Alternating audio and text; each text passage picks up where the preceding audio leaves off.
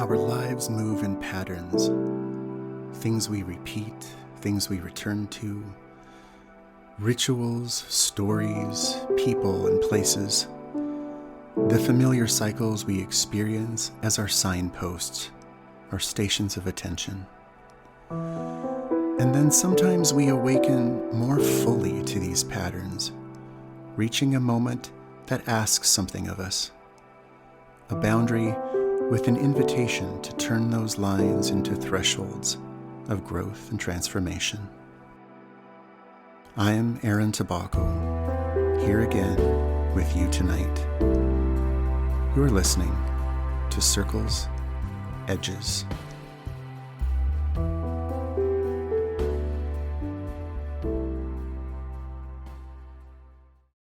Good evening and good wishes, everyone. I have really been missing you the last few weeks, and I have to apologize for a little bit of a delay in this next episode of Circles Edges Radio. I don't know how you are arriving tonight, but I am arriving on the heels of several weeks of very intense work in my everyday life, my day job, as we call it. And in addition, a little bit of a period of being under the weather. So I've been thinking about you so much and thinking about getting back to our time together here on the program, and deeply thinking about it as I always do. And I'm wondering how you are arriving tonight. I'm here, as always, in my very comfy, burnt orange armchair in my office, with my candle burning and the nighttime surrounding me. A little tired, but excited to be here with you. Perhaps you are also a little tired and excited to be here. Please know I wonder about you as I see the list of locations across the globe that people tune in to this radio program to spend time with me. I think about you. I wonder who you are, where you are. And I'm always grateful for those of you who reach out and say hello through email or some other method, and share with me your experiences of listening into the program. This is exactly what I wanted from this project of mine, was to draw closer to people everywhere in a spirit of kindness and safety and comfort. So thank you for joining me in that. In our first 3 evenings together, I did a deep dive into just a few of the many circles of our interior life. And I promised you that I'd start moving a little bit outward. And this week, we're going to begin 3 evenings of exploring our relational circles, those that are closest to us, those in our inner social lives. I want to begin tonight by telling you a story of something that happened to me recently. A few weeks ago, I guess it was about 4 weeks ago now, I was traveling for work, where I was participating in teaching a 3-day course on leadership. And one morning, to get there on time, of course, you have to get from where you're staying, in my case it was a hotel, to the facility where we were hosting these events. And for me, that meant calling a rideshare. So it was quite early in the morning, probably 7:30 a.m. I requested a car, and a short time later, someone arrived, and I opened the back door as one does and greeted the driver, who was a man about, nearly 15 years younger than myself, with a warm smile and an engaging tone And I found that a little surprising for that time of day. But immediately I just felt a sense of connection and joy being in his presence. There was nothing performative about him at all. He was so authentic and so genuine and exuded so much positivity. Of course, that drew me in, and we started a really lovely conversation, getting to know one another. And I couldn't help but reflect back to him that he seemed like a person who was truly joyful, and that the energy he was bringing to me to start my day was very appreciated and noticed, and I just wanted to thank him for that. And being who I am, of course, I asked a question. How did you find your way to living in this space of positivity the way that you do so naturally and, so effortlessly, it seemed to me? And he took me on a journey with him, a deep journey, very quickly, sharing that, his life had a very rough start. And as a young child of about 8 or 9 years old, I forget, he witnessed some horribly violent acts that had resulted first in the death of his mother, and a few days later, his father. I don't feel it is my place to tell this man's story fully and very intimately as we shared it together. But I did want to honor that he would trust me with revealing the deepest part of himself and the most shaping experience in his life. And he went on to talk about his older sister and himself being immediately taken in by older siblings in the family over the course of many years, and as you can imagine, a great deal of trial and difficulty, having lived through such a horrific experience. And through all of it, through all of the ups and downs and the years of anger and difficulty and feelings of loss and maybe being lost, at some point he made a decision to step away from that inheritance of those dark losses and events and choose to cultivate a life of beauty and happiness and joy in service to others, in service to the world. And I found it so incredibly moving to hear a bit about his story, that when the brief ride came to an end, and I have to share, I think we were in his vehicle together for about 15 minutes, and we pulled up to the curb in a little bit of a state of laughter as the conversation had turned into a space of happiness and joy. I said to him, this is a very unusual request, probably, but everything inside of me tells me that I can't leave this car, I can't leave you without giving you a hug. And he chuckled and looked at me across the seat and said, "Sure, why not?" And I grabbed my little knapsack for the day, hopped out of the car, and came around to the driver's side and embraced him and hugged him so tightly. And something said to me that I needed to share a message as someone who was a father of 3 sons, about how proud I was of him for how he has decided to live his life and how positively he impacted me and how grateful I was to have met him.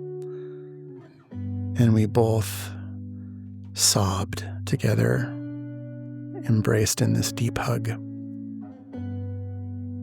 There were many words exchanged as we said goodbye in this profound and deeply connected state.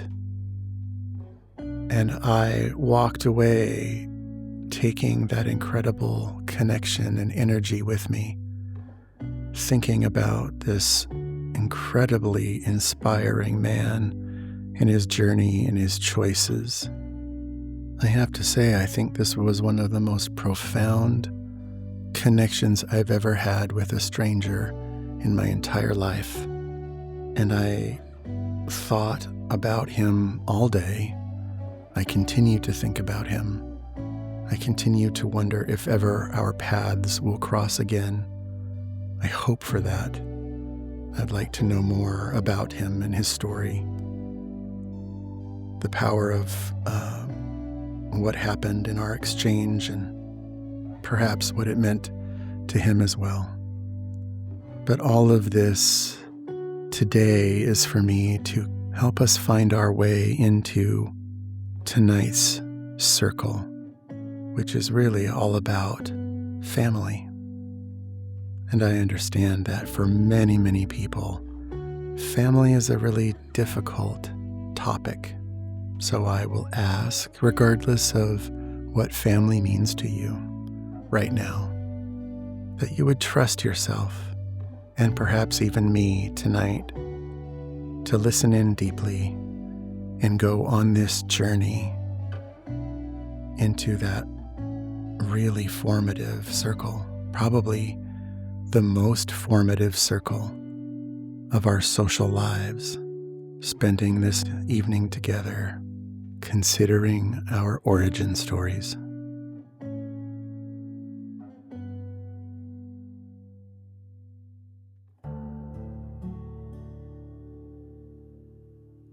We arrive in this world in a family circle, and we'll spend the rest of our lives navigating what that has meant to us.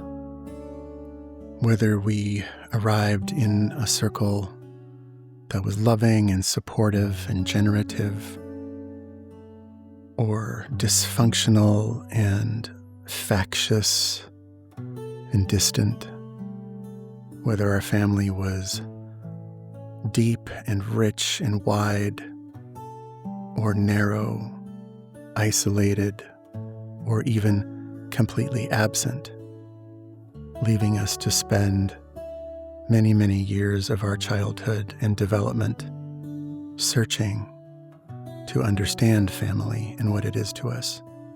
The effects of the family circle are really the foundations of our deepest understanding of ourselves. There's just no more formative circle than our experience of family, and also no other circle where we so broadly and deeply discover our edges for growth and transformation. No other circle that tests us as powerfully as our family circle. I'm already thinking about you right now beside me, and I'm so curious to hear what the idea and experience of family means to you when I bring this up tonight. My guess is there are many complicated, joyful, sad, highly variable feelings and thoughts family brings up for you. That is absolutely true of me as well. And it's such a big subject. There's so many dimensions of family, so many phases of family. Tonight, I just want to spend some time unpacking our families of origin, the places where our identities began, and the influences that we carry through the rest of our lives from the inheritances that we received from them, or maybe are still receiving from them. Within the family circle, there are dimensions of inheritance, as I've mentioned, the formation of our identity, the myths we receive, ideas of loyalty, connection. Then we have ideas of our formation, not just our identity, but the belonging of that identity, attachment, the navigation of our emotional vocabulary, our ability to be present for ourselves and others. And of course, all of that takes place within the concept of structure. There's so many unspoken things about the roles and rules and power, communication and conflict within a family that influence how we see ourselves in the world. It's such a rich circle, we probably could do an entire series of Circle's Edges just on the topic of family. But tonight I want to explore a few of these pieces, especially the identity piece and how we're showing up for ourselves now in the world, how we carry things from our past, whether we realize it or not, what from our families we cherish and esteem and seek to pass on, and what we have received that has held us back and harmed us, and that we've strived not to pass on as an inheritance to others. And also, maybe when we are looking at the edges, how successful we've been with both of those things, and how has negotiating all of that resulted in where we are in our lives and journeys at this very moment. So with that in mind, let's start a little bit with the circle of our identity within our family context. Sometimes I think we forget that our identity is a story we were given that began before we even arrived on the planet. That so much of the identity that was expected of us, that our parents, grandparents, aunts and uncles, older siblings considered who we would be, what our roles would be, what our behaviors should be, what was expected of us. All of that began before our birth. Some of it was shaped by the experience of what the pregnancy was like and the delivery was like.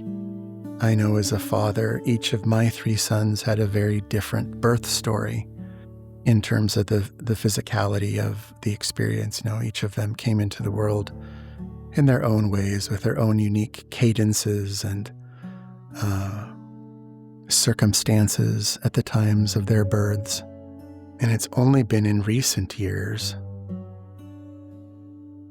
that I've even come to realize how much power the retelling of those joyful stories as part of our family mythology and lore, how powerful those stories have been in the identity formations of my children.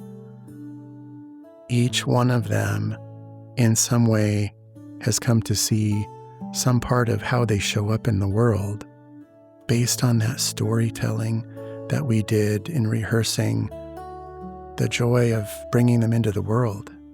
I've only recently started to even wonder how wise we were in our storytelling sometimes.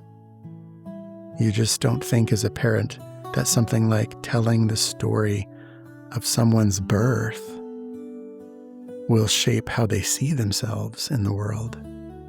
That they might listen to the story and extract from that some characteristic that they believe is determinant of who they are.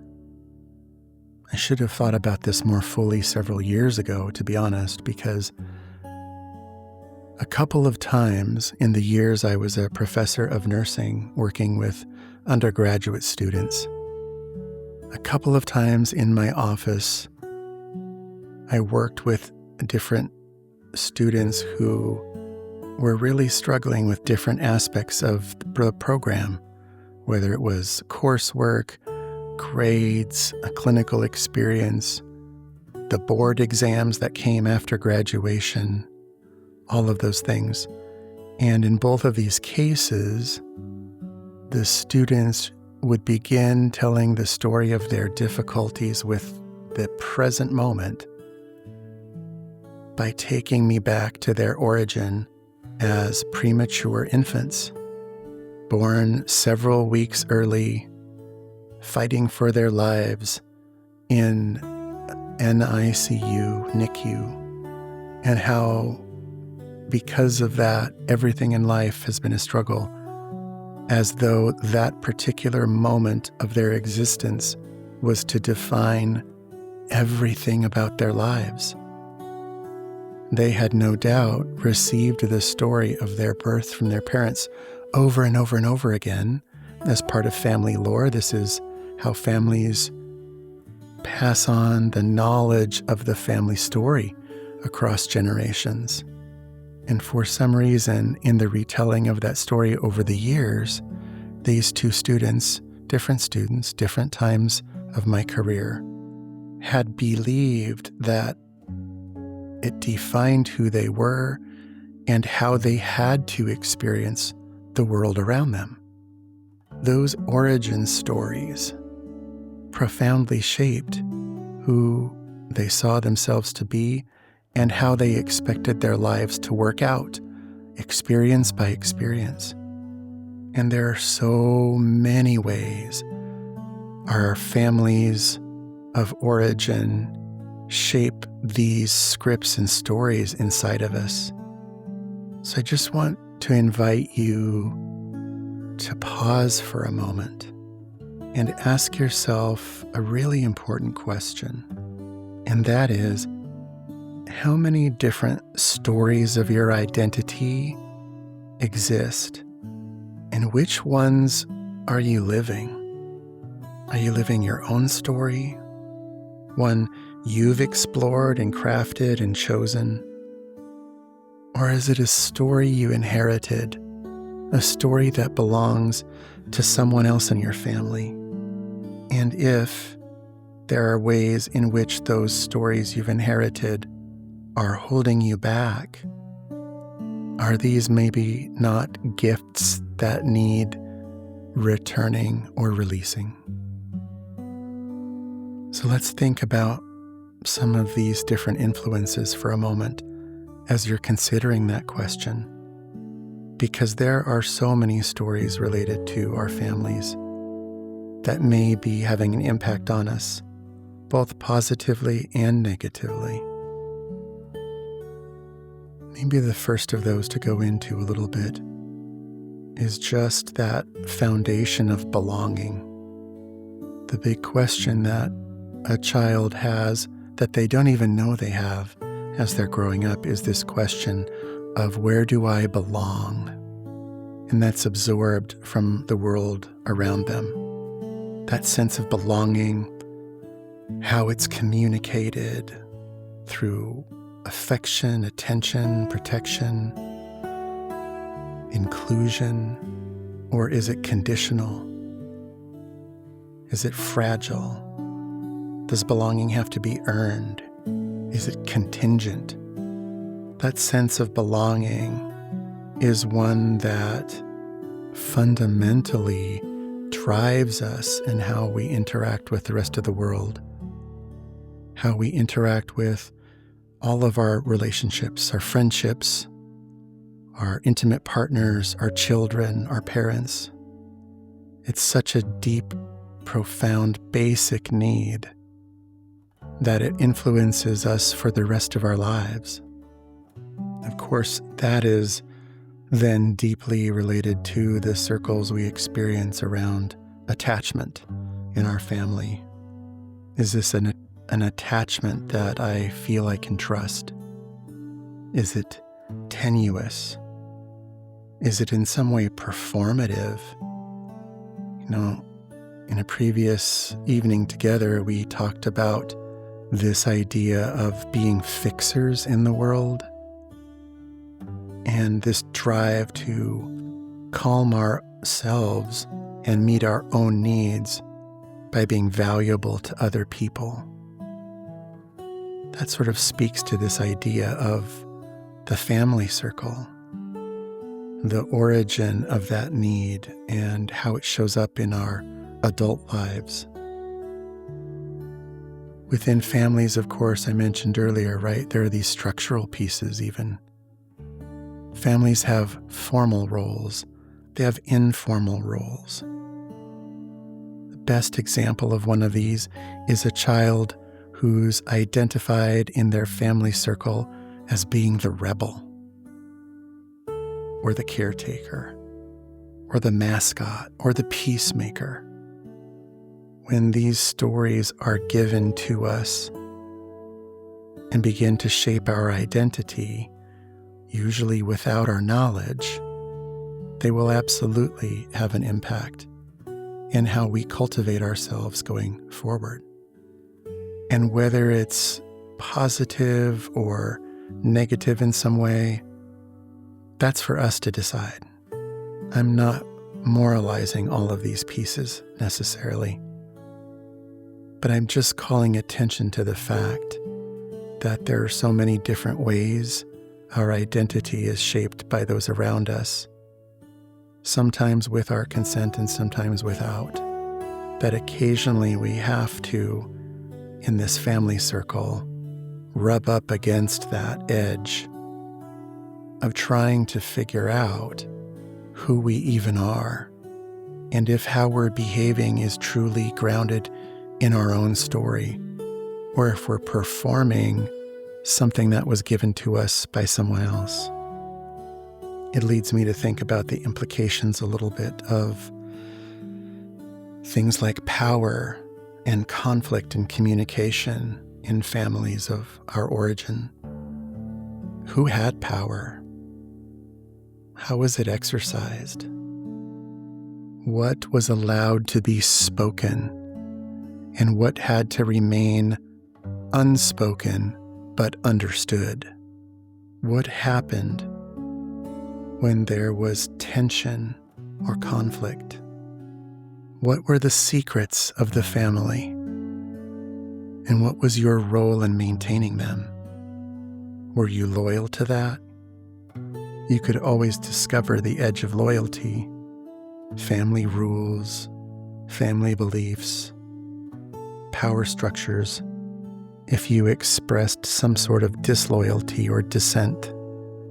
Typically in a family, those things are quickly identified, called out, and very often squashed. But the family circle of all those dimensions is something we then carry with us into all the other relationships and functions of our lives. Think about your boss, your supervisor, a church leader, a community organizer you work with. Anytime something has gone wrong or you have been outside of the lines of expectation in some way, what has the experience of navigating through that felt like? Very often we will play out our origin story in those moments. Sometimes, actually very often, not even realizing we are doing it. There's an incredible book on this very connection between our origin stories and how it plays out in our work lives by my colleague Susan Schmidt-Winchester and her co-writer Martha Finney, called Healing at Work, that really deeply explores how those early life patterns of ours in the circle of our families continue to show up with us throughout our professional lives and careers. And if you're interested and that's a topic that seems to resonate with you, I'd highly encourage you to get their book. Again, just to say this, I am not a paid endorser for any of these pieces, but I have found Susan's work and Martha's work to be really impactful to leaders I've worked with who are struggling at this intersection of their lives. So there we are. We've explored at least a little bit our origin story in the context of our family circle. And I've identified a few of many areas in which those origin stories have been cultivated, curated, reinforced, or questioned by our families.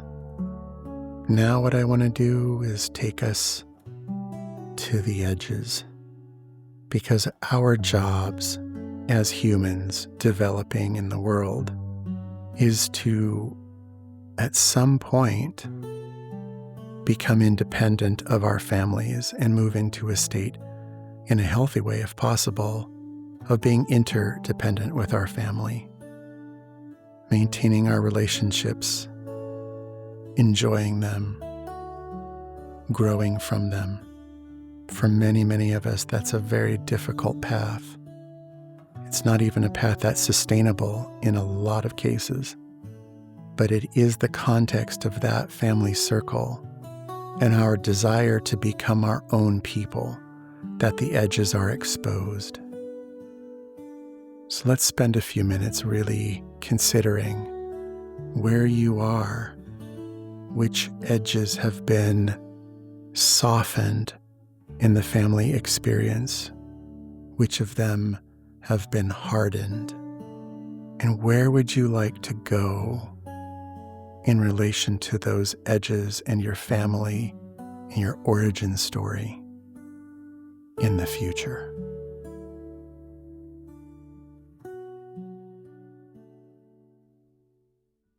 I hope all this talk about families of origin is landing well in your heart and your mind. As somebody who spent many, many years actually scientifically exploring families as a nurse, researcher, and professor, I do understand the breadth of reactions people have to the concept of family. And of course, tonight we're asking a really deep question, which is, how did my family circle shape me? And is that shape serving me? Am I living a life that is my story, or one I inherited? Or perhaps many I have inherited and that I'm living out on a daily basis in many different ways, circumstances, and environments. But I do want to share that just because we've received an inheritance of origin stories from our family circle doesn't necessarily mean that we need to accept them, nor does it mean we need to pass them on. We can walk the edges of our family circle and we can repeat them, we can alter them, we can expand them, we can soften them, we can harden them, as I mentioned earlier. We have all these options available to us. So let me ask now a different question. Where in your life, where in your heart, your spirit, your relationships, have you been awaiting permission to move beyond? Some sort of spoken or unspoken permission or consent from persons or myths, beliefs from your family circle to allow yourself to evolve beyond the story you inherited. Some sort of permission that probably hasn't ever come, that you've been waiting for from the outside. And what might happen if you consider that the only permission you really need is actually the permission you grant yourself? What would your life every day look like if you granted yourself that permission. If you said, for example, that I'm no longer going to believe that my belonging is conditional. I'm going to give myself permission to choose belonging, that I'm going to choose myself on the deepest level and allow myself to explore that love doesn't have to be earned, that belonging doesn't have to be purchased by some compliance to a rule, that somewhere out there I can be chosen exactly as I am by others who value that. It does not necessarily mean, and I don't want to imply, that we abandon our family circle to achieve that, though sometimes people actually do need to make that choice. But it might mean staying connected without shape-shifting to fit in, to be present with others, content that your belonging to them has a limitation that could be accepted and freeing for you. It might come only through a process of grief on your part, but it also comes to you with the possibility of great expansion. You know, there's a very, very common saying that you can't choose your family. We take that to mean that we're sort of stuck with people for the good and the bad. It wasn't something we had an opportunity to choose. Then we have other communities who embrace the idea of chosen family, that families of origin were unsatisfying or harmful, and so they have taken a path of creating a family that they did choose. I guess what I came to believe as a family scientist, actually, was that all family is chosen family.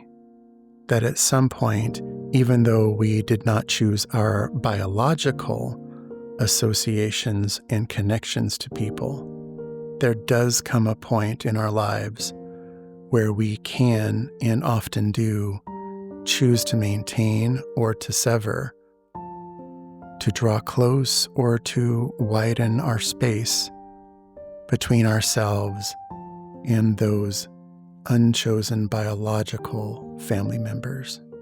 Even if we maintain, enrich, enliven, and cherish those biological connections, we still consciously do choose them.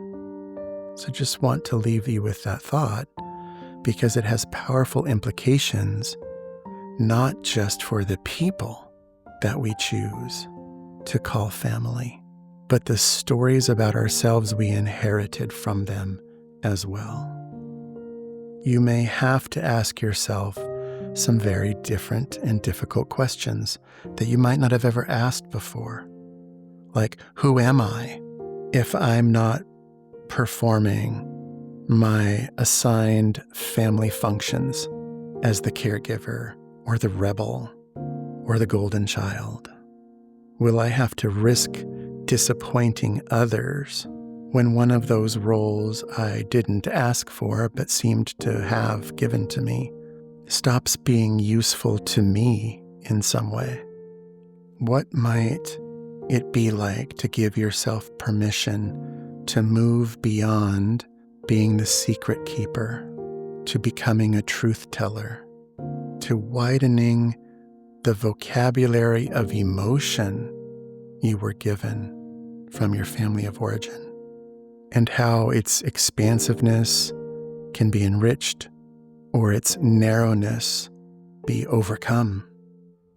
How might it feel to widen your circle beyond the confines of what the power structures were in your family of origin? Might that be something like learning a way to exert your own power or authority or influence in a way that's generative, if in fact what you were born into was power of coercion? Can you use power lovingly and not cruelly, if that's part of your history? Or how about expanding your relationship to conflict beyond the circle of your family and their beliefs and their behaviors? What doors might this open up for you and the relationships you are choosing as you're living your own independent life? Might you become more able to sit with conflict? Might you be able to distinguish the conflict from rejection? Might you be able to disagree with another person you love without feelings of shame?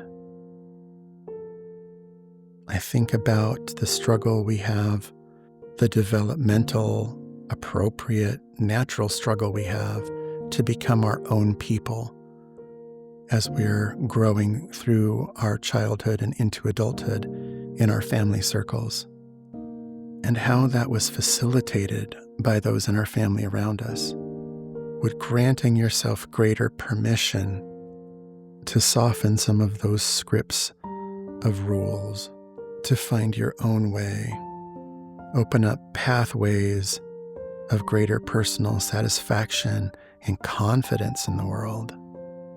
Might it give you the power to say no to someone you love without severing a relationship or harming it, or to hold different values in the same space with a colleague without abandoning the relationship through conflict because it feels too heavy or too hard?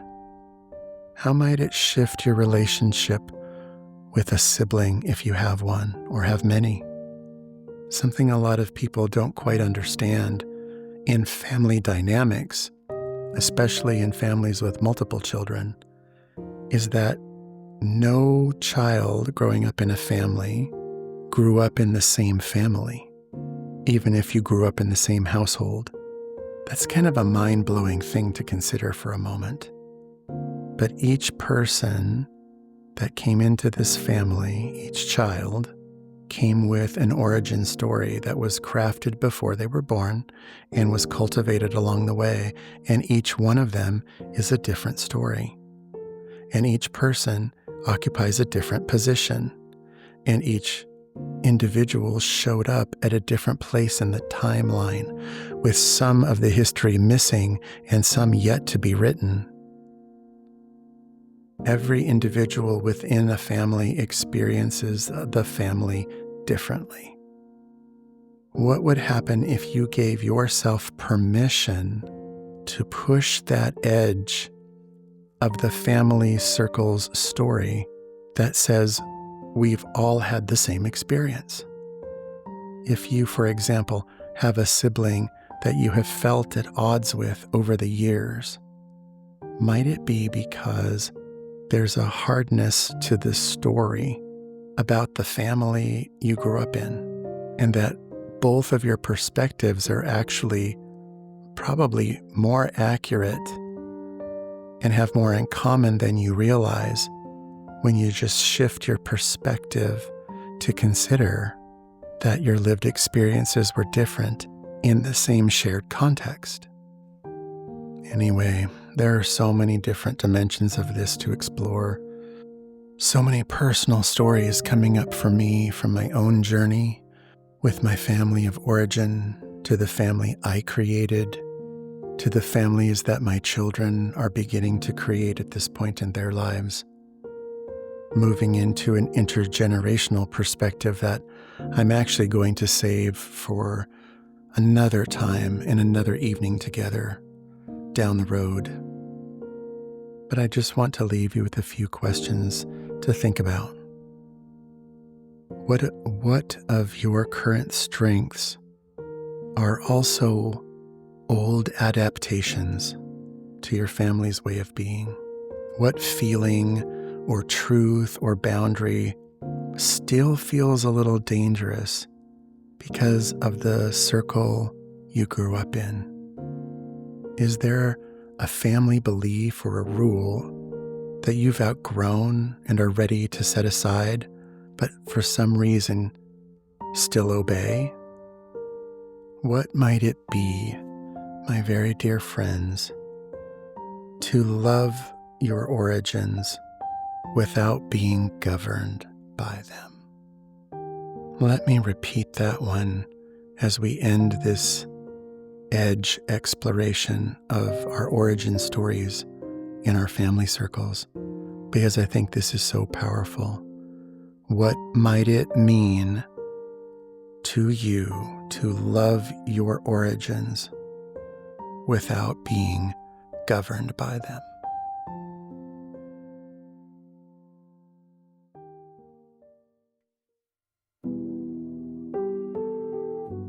Well, dear ones, we have come to that part of the show called Circling Back. And I want to share that I had a truly lovely voice memo sent to me by a listener who is a creativity coach, a songwriter, a composer, a singer, who works with artists and now works with coaches and other sorts of leaders in different domains, who shared she was really taken with the discussion about uncertainty and its connection with creativity.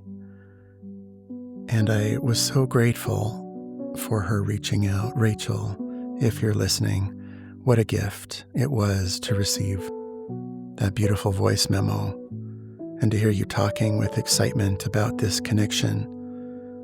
And that how creativity is, what is it if it isn't asking a million questions about what is emerging from you creatively? It was just such a beautiful message, and I really appreciated you bringing that forward and allowing me to re-engage with that episode and the conversation that all of us here listening had together asynchronously. And I've kind of wondered how some of these other episodes that are out there of Circle's Edges are impacting more of you. I think I mentioned in the previous evening together that there is now an email address. It is Aaron, AARON, at circlesedges.org, where you can reach out to me directly and share your thoughts, and perhaps have a conversation a little bit asynchronously. If you have a question you'd like to ask about any of the episodes, if you have an observation or something that's really hit you as an important insight, I would so love to have you share that. It's what brings so much meaning to this work that I'm doing, to show up in those wee hours of sleeplessness for all of you and help us find a little shared comfort together. So whether you're sending me voice memos from California or emails from Puerto Rico or little notes from the UK or direct messages from Ireland, I see you all, I hear you, and I'm with you. To my new listener who has been joining from Yemen, I think of you often and the difficulty of life right now in this very fragile part of the world. And I can only imagine some of the things you experience there. But I am circling out, reaching out to you to let you know how much I appreciate you and how much I care about you and your story and how I'm here for you. I'm circling back tonight to an Uber driver and dedicating this episode to you. You know who you are. And if by chance you have a way to reach out to me and reconnect, I would so love to hear more of your story, and maybe even as a witness, walk with you a little bit in your ongoing journey. And that is true for all of you listening. Please do feel free to reach out and connect with me, closing this loop of listener and speaker. I would love that so very much.